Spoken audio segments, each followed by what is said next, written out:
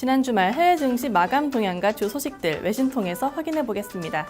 지난 금요일 뉴욕 증시는 시캐스터 발동 우려에도 불구하고 지표 개선에 보다 긍정적으로 반응했습니다. 이 소식 외신 통해서 확인해 봅니다. 현지 시간으로 지난 1일 로이터 통신은 이날 뉴욕 3대 지수가 소폭의 상승 흐름을 나타냈다고 전했습니다. 오바마 대통령과 공화당이 재정 지출 자동 삭감, 이른바 시퀘스터를 막기 위한 협상에 나섰지만 원하는 결과를 얻지 못한 채 협상을 마무리 지었다는 점은 부정적이었습니다. 다만 제조업 지표가 개선되고 소비 심리가 살아났다는 점은 지수를 이끄는 견인차가 됐습니다. 이날 미국 공급관리자협회는 2월에 제조업 구매관리자 지수가 54.2를 기록했다고 발표했습니다.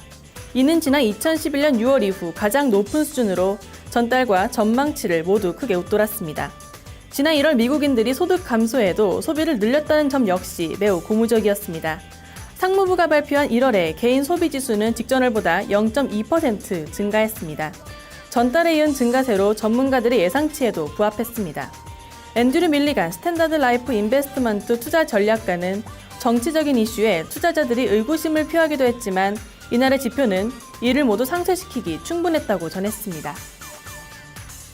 미국 법원이 삼성전자가 애플에 지급해야 할 특허 배상금을 절반가량 삭감하도록 명령했습니다. 이에 애플의 주가는 급락하며 52주 신저가를 경신했는데요. 이 소식 CNN머니 보도입니다.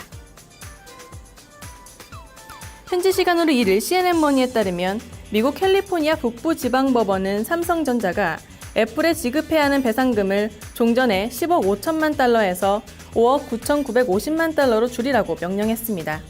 이는 앞서 작년 8월에 있었던 1차 판결에서 책정된 손해배상액의 절반 수준에 해당하는 것인데요. 루시 고 판사가 지난 판결에서의 잘못된 부분이 있었음을 인정한 것으로 보입니다. 이에 애플의 주가는 크게 하락했습니다.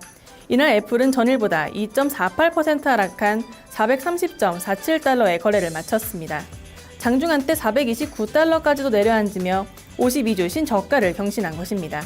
지난 27일 팀쿡 최고경영자가 정기 주주총회에서 주가 하락을 반전시킬 만한 한방을 준비 중이라고 밝혔지만 주주들은 여전히 애플의 미래에 동요하고 있습니다.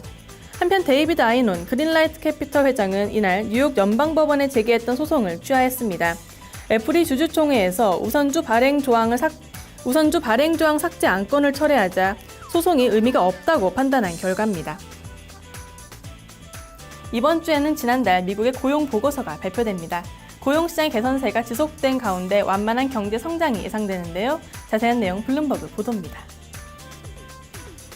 지난 주말 블룸버그 통신은 미국의 시캐스터 발동과는 별개로 이번 주 있을 고용 보고서가 투자자들을 움직일 주요 이슈가 될 것이라고 전했습니다. 현지 시간으로 8일 발표된 미국의 지난달 비농업 부문 취업자 수는 16만 명에 이를 것으로 예상됩니다. 전달의 15만 7천 명보다 나아질 것이란 전망인데요.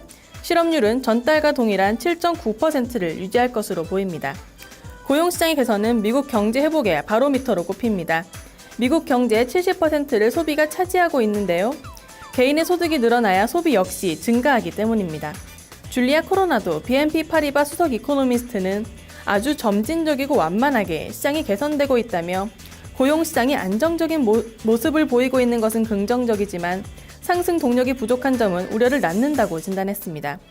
이 밖에 ISM의 서비스업 지수와 1월의 무역 수지 등도 관심을 갖고 지켜봐야 하겠는데요. 서비스업 확장세는 지속될 것으로 예상되는 반면 무역 적자 규모는 소폭 늘어날 것으로 전망됩니다. 지금까지 외신 브리핑이었습니다.